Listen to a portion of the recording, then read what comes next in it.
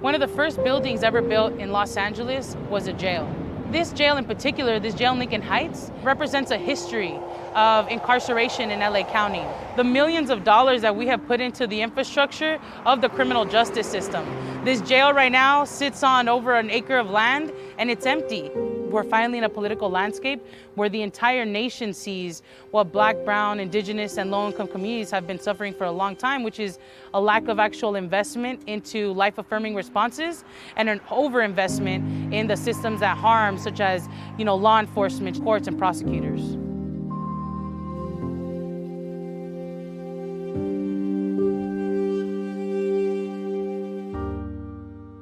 Los Angeles County has the largest jail system in the United States, with an average daily population of about 15,000 incarcerated people, a number that's actually lower than normal because COVID-19 led to the release of thousands to avoid overcrowding.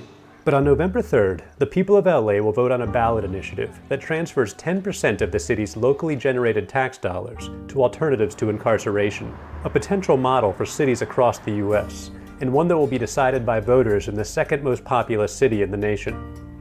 So when I was young, my initial thoughts about the police were that they were there to protect us, right? That they were there to help us.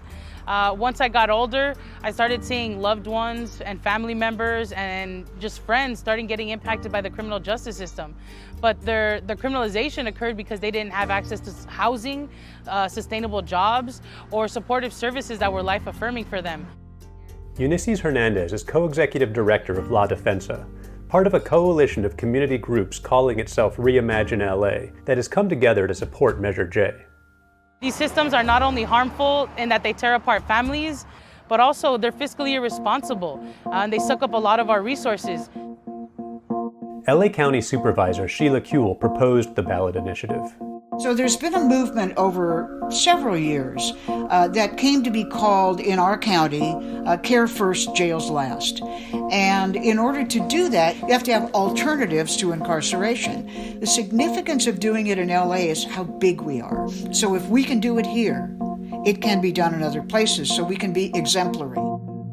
The budget in the county is about $36 billion, the whole budget. So only about 20% of it is locally generated tax money. That's what we're talking about, somewhere between $300 million and $500 million each year. Now, that's not chump change, but it's not a big part of the budget. One of the loudest voices to come out against the ballot initiative has been the Los Angeles County Sheriff's Department and its union.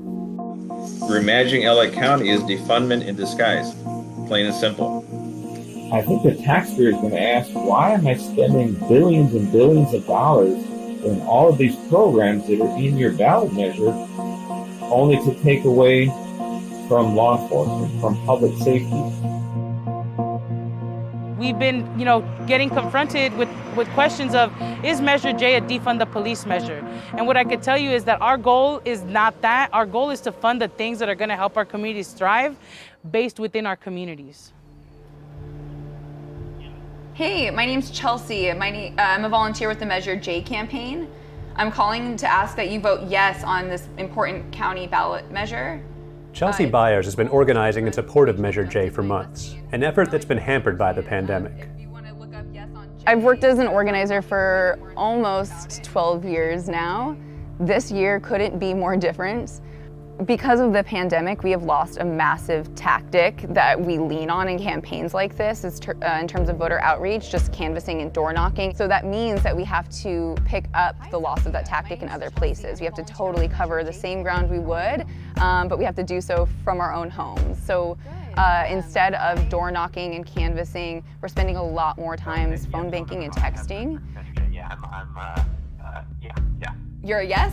We are rallying in Zoom rooms. There is a lower barrier of entry, so we are seeing more volunteers engage, at least more regularly because of that.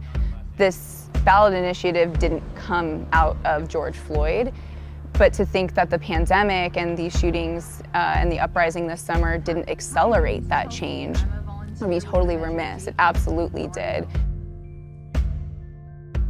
California is seen as the liberal state, as a criminal justice reformer, but what we're seeing is even when you have a majority Democratic legislator, Even when you have a significant number of Black and brown indigenous folks in the legislature, that doesn't mean that, reform or even budgetary changes are going to happen. Measure J happening in LA is very symbolic.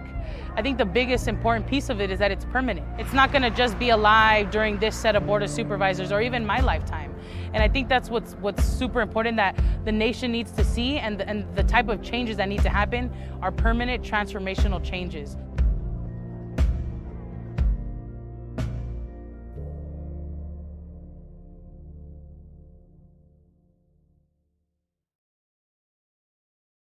Hey, NBC News viewers, thanks for checking out our YouTube channel. Subscribe by clicking on that button down here, and click on any of the videos over here to watch the latest interviews, show highlights, and digital exclusives. Thanks for watching.